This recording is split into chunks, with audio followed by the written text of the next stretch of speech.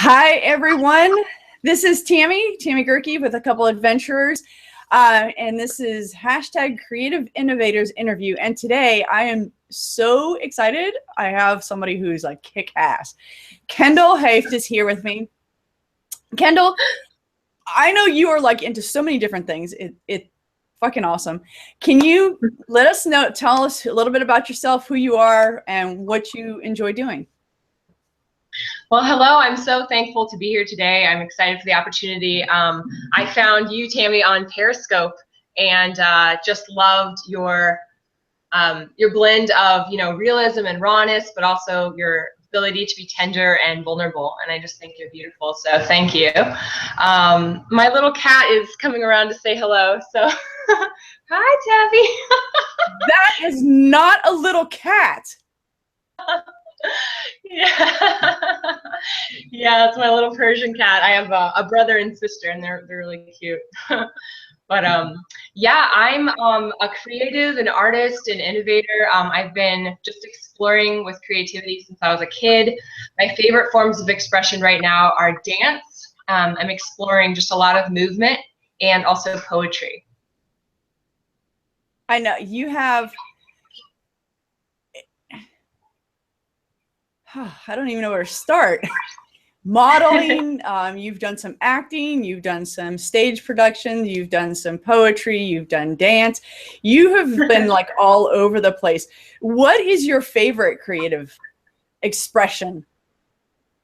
Yeah, I think just this year I kind of wanted to make the title more concise and just really, yeah, the dance and the poetry right now is a focus. I'm actually in grad school right now for poetry. I'm working on an MFA.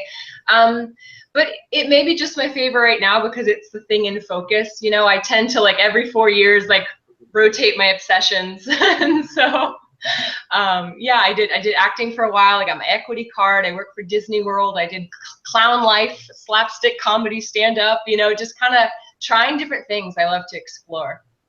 So how long have you been doing this? I mean, were you always this kind of a person? I mean, since you were a little kid, or is this something that you just recently discovered in yourself that you love to try all these different things?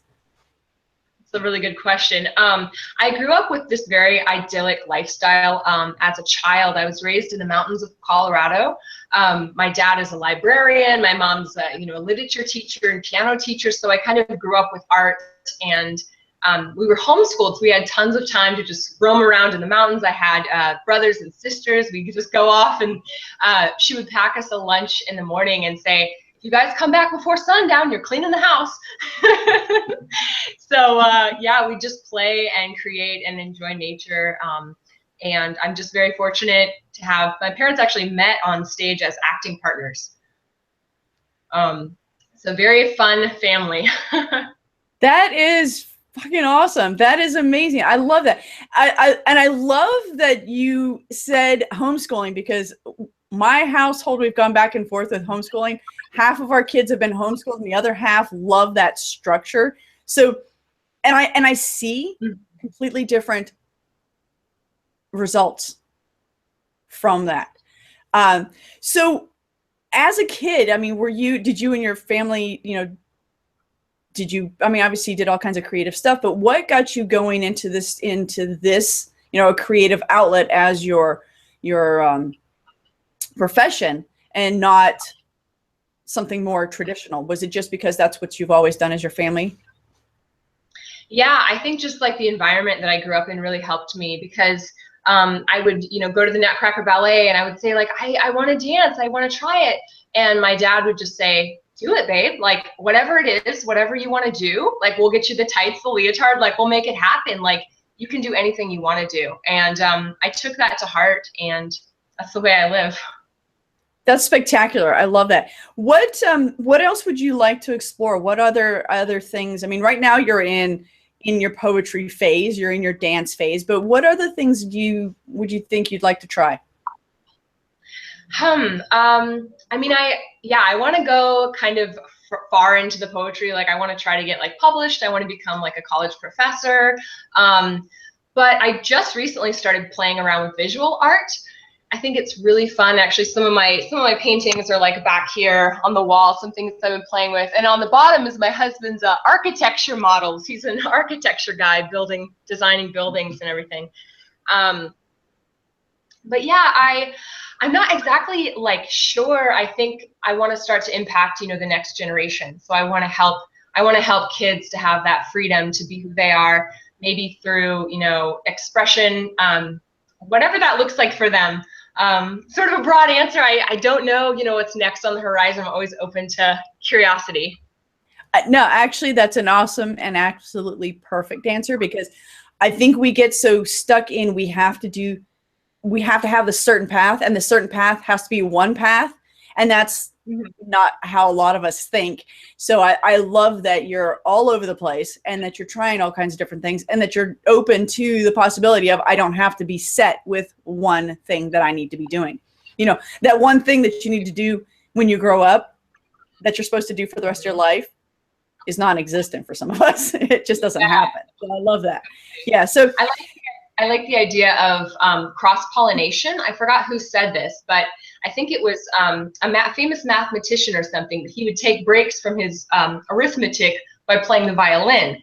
And he found that these kind of different studies, they feed into each other. And even like ekphrasis, like art inspires art. So I love just like looking at nature and like, how do I move like a plant, or, like looking at your painting and like, what does that look like, and what does that sound like in my voice as I start to interpret that through song? That's kind of interesting, because my next question was, what are some of your sources of inspiration? So obviously anything, nature, paintings, other people, the way that the world moves around you, those are all sources of inspiration. Yeah. Awesome. I love that. So I know some of us, we have difficulty with, motivating or focus, or, the traditional ideas around doing what we do. You have to be focused. You have to be motivated to be able to do your work. Procrastination is a bad thing. Perfectionism is a difficult thing. How do you deal with those things, and what kind of recommendations do you have to someone who's oh my God, I'm not motivated, or I can't be focused, or it's got to be absolutely perfect before it goes out into the world? What kind of advice do you have that for people like that? Wow. Yeah, there's a lot of wisdom around this area that I've kind of been lucky to grasp. I mean, just to meet people who share that with me. The classic answer of baby steps is really huge. Just I feel that the aspect of discipline and being strict and harsh with my creativity, it sometimes suppresses it, and it kind of makes me like get into that perfectionist mindset that leads to procrastination, or where I don't do anything at all, or I sit there and the thing wasn't as ideal as I wanted to. My sister said yesterday, she's also an artist and a cellist, and she said, put your B+ into the world. That's spectacular. I love that, because I personally, I keep telling everybody I'm a recovering control freak and recovering perfectionist, because that's how I was. It had to be perfect before it went out there. And now I'm to the point where I'm like, I'm putting it out there, and then if I feel that it needs some work, I'll tweak it. But most of the time, like this would have, I would have never shown anybody, because it's got white spots on it, or it's got, it's not perfectly symmetrical. And now I'm like, yeah, keep going. So yeah, definitely, totally. I so completely understand that. So yeah, when it comes to sharing your work, I mean, have you ever had a difficult time with sharing your work with the world? Or were you nervous? Was it exciting? Was it something that you just took for granted that was going to happen, or how did that come about? Yeah, all of the above. There's that nervousness, there's excitement, but that means that there's great risk there. That means that there's so much value there. There's so much to be gained in that. And as far as the unfinished works and kind of like letting that go, I think what I believe now is that it's never really finished, you know, just like us, like we have blank spaces, like we're on this journey, we're still creating, we're still, you know, coming to be who we fully are in abundance and overflow and authenticity and creativity and freedom. So, you know, I just read Whitman's Leaves of Grass. He's one of my favorite poets. And he revised that thing every time it came out, but you know, he didn't wait till this sort of ideal, maybe illusion of perfection, illusion of control, to say it was completed. You know, he just kind of let it out there. Yeah, I love that, because one of my favorite things now to say is imperfection is perfection. It's knowing that there's more to be done that makes it so perfect, or there's knowing that we are works in progress that make it more fun. You know what I mean? There is no perfection. Yes. That's the perfect thing. So for someone who's grown up with, you know, kind of maybe a stifled, I know it's hard to imagine, but for someone who's not comfortable with their creativity, what kind of advice can you give them? I would say, you know, to experiment and to play and to enjoy in a safe space, you know. So when I started doing my dance movement, I closed all my windows, you know, I turned on my music, and I did it in a place where I was going to be free from judgment and where I could just, explore my own body and my own expression. And then I would, you know, invite just my husband or just my cats or just my good friend would come over, and I sort of expanded that circle so that I felt, you know, built up, so that I kind of like gave less shits about, you know, people that didn't get it in the world. But I think, you know, just taking those little steps, giving yourself a space. You know, when I first started doing visual art, I had for years said, I can't do that. I can't do that. Because my brothers and sisters, they were naturally really good at like detailed drawings and like realism, and that was never my specialty. And so because I wasn't gifted at that, I assumed I couldn't do visual art. And in the past year, I realized it's such a broad genre, and there's something for everyone. Like, we are creative beings, every single one of us. We have something that we can discover and enjoy. I completely agree, and I know exactly where you're coming from. It's knowing that you don't need, you know, we say, oh, don't compare yourself, but we do. I mean, for the longest time, I mean, a long time, I compared what I could do with my dad. My dad is like that with oils. He's very detailed. I mean, his paintings are very realistic, beautiful, spectacular painting. And so I thought, oh, oil paints, I have to paint the same way. You don't at all. And I've got somebody here on Periscope who's asking, about art classes. I know I'm self-taught. Are you self-taught? I mean, I've talked to artists who have gone to school and they're like, okay, it was great and I learned a lot, but I threw it out the window. So yeah. What are your thoughts? So, you know, I chose to kind of go to school and study opera, to study piano, to study viola, to study violin, like all of these things. And I did classical ballet lessons. But now my dance I'm intentionally not continuing in a set style, because I want my own rawness there. I want something that's going to be approachable for other people, right? Because when we release these imperfections, that encourages other people that they can try and that they don't have to be perfect or excellent in a certain way. So I've never taken art in the genre of visual art, and that's at this time an intentional choice, because for me, the visual art is a place where I don't have to think, and I can really just be free. And the other ones, like the discipline of studying poetry, I'm focusing on that on kind of an academic level in that way. So.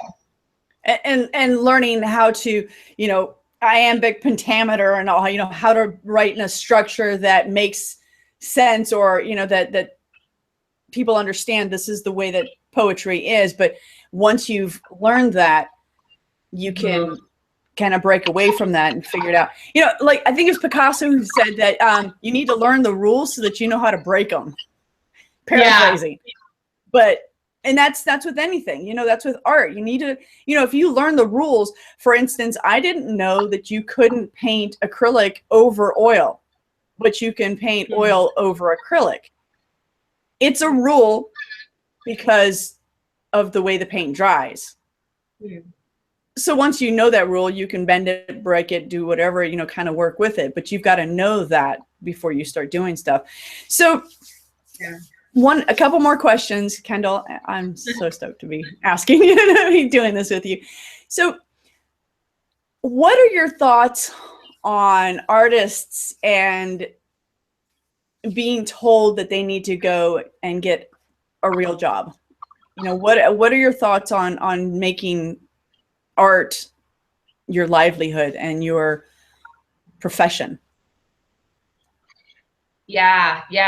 Well, again, I'm very blessed to have like this permission and this freedom instilled in me as a person. I was never told that it was unrealistic, you know, growing up.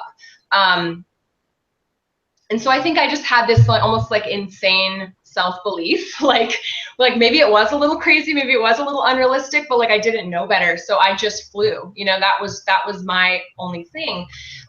So I think it takes creativity and resolve and self-motivation, but just to make it happen, and just to everyone listening, like you can make it happen. You can do whatever you want. You can live your dreams. I've done a lot of kind of side gigs, side hustles. Like I taught music lessons on the side. You can teach your art if you like teaching. You know, you can go to retirement homes and do entertainment or art classes for them. You can do public speaking. You can go to libraries. Like if you like, you know, fitness, you can become a fitness. I mean, there's so many different ways that you can do something that's not a 9-to-5, to do something that oppresses your soul in some way. Like for me, that's what that would do. But with that being said, you know, if you don't hate more of a normal job, I found that you can glean some interesting inspiration from, say, being a waitress and studying the people or writing about that environment. There's a lot of corporate poetry coming out this year, which I find very exciting. People are talking about, you know, something that seems like an oxymoron. So I would have never put those two together. Never. I would have never thought corporate poetry. Oh, okay, we're talking about, you know, finances and ledgers in our poetry, but you know, that's what I'm trying to get across to everybody is regardless of where you work or what you think you should be doing or what you think you need to be doing, you can incorporate your creativity into that. Some people just feel that they've gotten into this mindset that if I have a corporate job, I can't be creative, or I can't express my creativity in such a way that I can eventually leave the corporate job that doesn't make me happy. Like you said, sucks your soul, you know, and it's not true. Yeah. You may not start off making 6 figures, but when you started that job at that corporation, you weren't making 6 figures. Mm-hmm. And people don't take that into consideration, that you have to build yourself up just like you do with anything else. You have to build up your self-confidence. You have to build up your body of work, whatever that is. You have to build up your business sense. You need to build yourself up just like you would if you started out in the mailroom and ended up a VP. Totally. I want to share one thing too. I was just reading the book and I totally recommend it for all of you. Big Magic by Elizabeth Gilbert. Okay, she says in there something really amazing, because a lot of people go very extreme. They think like, I've got to be doing my poetry full time, or I've got to whatever. And while that's a great goal, she said it's not nice to your art to depend on it for all of your finances and to put that kind of pressure on it when you're just getting started. But don't let the fact that you have kids or a 9-to-5 or something, don't let that stop you. Like, take those baby steps to make space in your life for enjoyment and let it grow.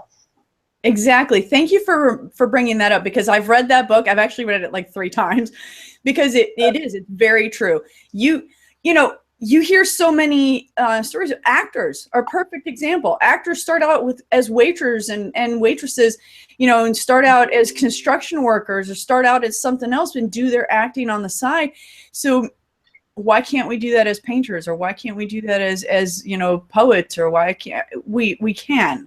We just set our mindset and think, oh, I have to have this regular job, my side gig, my hobby. And if that's what you want it to be, that's fine. But if you want it to be your profession, then you've got to work it just like you work your regular job. So I completely agree. So my final question, People love this question because it's such an awesome question, and I want it to be something that speaks to you and speaks to us. What kind of a legacy do you want to leave this world? Wow. My heart is really, it's kind of maybe not the expected answer, but it's really with the church, society as a whole, but also the church. I found that, in the Bible, there was Hebrew dances of celebration and music and wine and food and all these things. And then I don't know if it was like through the Victorian era or like what happened, but it's like so much rules and so much suppression and different things. So I love God, and I know He's a creative. So I just want to help create like safe spaces for people in the church. Like, it's gotten, not in every church, obviously, it's not a judgmental statement, but it's gotten kind of boxed in. It's gotten kind of like, this is how we praise God. Like we only praise Him by raising a hand, or we only praise Him by clapping, or just swaying lightly. Like, don't you dare move. Don't you dare, like, don't get excited. Like, that's not allowed in church, And like, and I myself have been told, like, please stay in your seat, ma'am. Like, please calm down, ma'am. Like, and so I want to bring the freaks back to like churches. I want creativity to be celebrated because God celebrates it, and He made us wild. Have you ever been to a gospel church? Yes, and I love it. It's really good. It is absolutely phenomenal. I think that's the way, because I'm not a religious person, but I do understand. I mean, I was brought up with, Protestant Catholic. I don't know how the heck that worked out, but so we were in the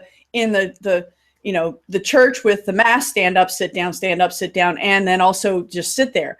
And I've gone to churches with my friends, and a good friend of mine took me to her gospel church with her family. And I was the only white girl in the whole place. And it was so invigorating. Yeah. So inspiring. Yeah. So it was beyond words, because you can't help but get up and sing and get happy. And that's the way we should be praising everything. Yeah. God is like everything. I'm not a religious person, like I said, but God is everything and everywhere. And we forget that the trees that are absolutely beautiful need to be praised. We forget that ourselves and our hearts are beautiful and we need to be praised. And it's beautiful to see. And I completely understand. That is a phenomenal legacy to leave. I got to say that, because we need more of that. Thank you. We need to come back to that. I want to say one quick thing about that. That's natural. We are really in our childlike self. We talk about, the little girl inside, the little boy inside, and it's just a natural response, like a kid at Christmas. And so I want to get in touch with that child inside, that free person, spontaneous, creative, loving, innocent, pure, like everything that I was. And I want to help other people like feel more free and more comfortable, because we are holistic people, and bringing it back to sort of that church praise environment, there's a lot of like, we praise Him with our minds, we praise Him with our hearts here. Like, to me, it's disconnected to sort of say like, I'm free in you, Lord. I jump, I dance for you, I shout, and it's just words. Like, I want to like embody that. I want that to like, I want to be like fully like whole, and not suppressing one part of me. So. And I completely understand it. I think we've been separated so long that those of us who feel like that all the time have been suppressed by those who, I mean, you go through the different ages, you go through the technology, the industrial age where, you're factory workers and you're set state. You keep your elbows in and this is how you do things. Now we're in the information age and the technology age, and we can get out, we can take stuff with us and move around and do things and be a lot more. And we're getting into a lot bigger spiritual age, and it's starting to come out now. And for me, myself, I have found so much more as far as my spirituality, and it's so freeing when you think, oh my gosh, I can actually move around and do stuff and not be stuck in this little box. And that's the same way. I completely agree. Yeah, and it totally applies. Like, that's a good point. Like, I'm very focused on the church as my sort of legacy, but it's also not segmented to that. You know what I mean? It's society. It's if I go to like a 50s, 60s concert in the park and I want to dance, or like if there's no music at all, but just the wind through the leaves and I want to feel that, you know what I mean? Or sit on a bench and just meditate, or like whatever I want to do, I just want to do it, you know, regardless of who else is doing what. I'm so glad I'm not the only one who does that.